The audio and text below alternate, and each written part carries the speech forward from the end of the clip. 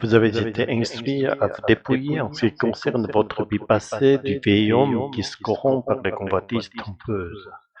Être renouvelé dans l'esprit de votre intelligence, revêtir l'homme nouveau, créé selon Dieu dans la justice et la sainteté de la vérité.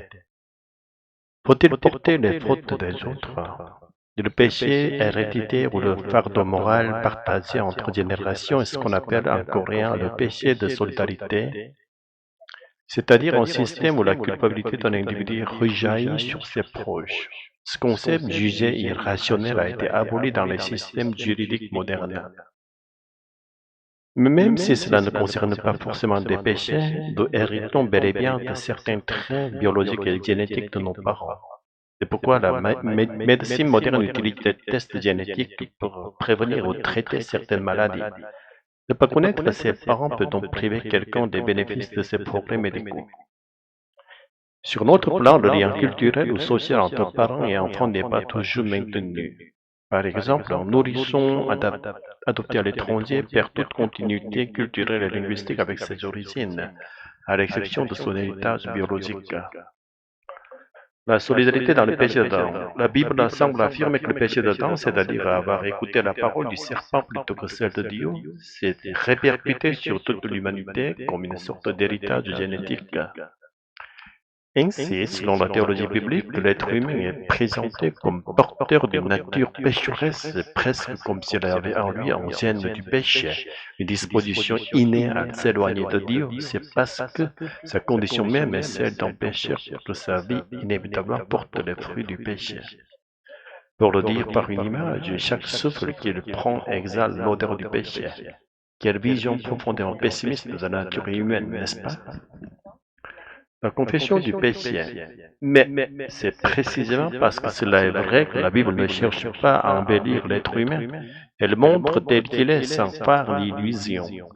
Par exemple, elle rapporte sans détour que Judas, l'un des patriarches d'Israël, a eu une relation avec sa belle-fille et c'est pourtant de cette lignée que naîtra le peuple élu ainsi que le Messie, Jésus. Si la Bible avait pour but d'idéaliser Jésus comme une figure religieuse mythique, elle aurait dissimulé un tel épisode. De même, l'histoire du roi David et roi d'Israël qui a commis l'adultère avec la femme de l'un de ses soldats et a fait tuer ce dernier en l'envoyant au front n'aurait probablement pas été incluse dans un récit à visée propagandiste.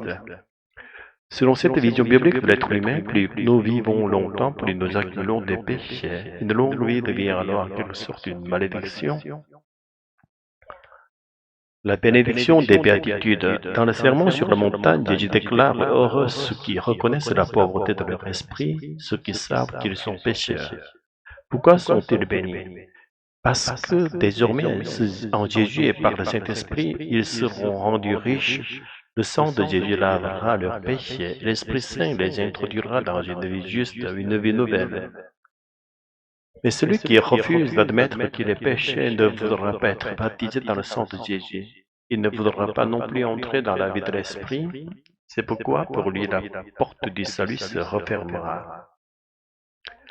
L'amour est la vie éternelle. Lorsqu'on est atteint d'une maladie, il est crucial d'en connaître la cause et de trouver un remède approprié et efficace. Alors seulement, la guérison est possible.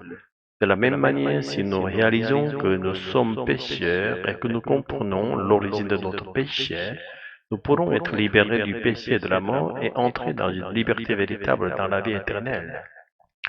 C'est pour cela que Jésus est venu, pour que nous puissions triompher de la mort et que nous considérions comme une fatalité et recevoir la vie éternelle.